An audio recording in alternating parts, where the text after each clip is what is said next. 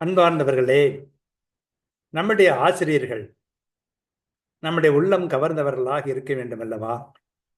அவர்கள் எப்படி இருந்தால் நம்முடைய உள்ளத்தை கவர முடியும்? அதற்காக இந்த தவக்கால கண்ணாடி அவர்களுக்கு சில கேள்விகளை எழுப்புகின்றன. நீர் மாணவ மாணவிகளின் திறனை அறிந்து கற்பிக்கிறவரா? நீர் மாணவ மாணவிகளின் முழு நலனிலும் அக்கறை உள்ளவரா? நீர் மாணவ மாணவிகளின் கஷ்டங்களை உணர்கிறவரா?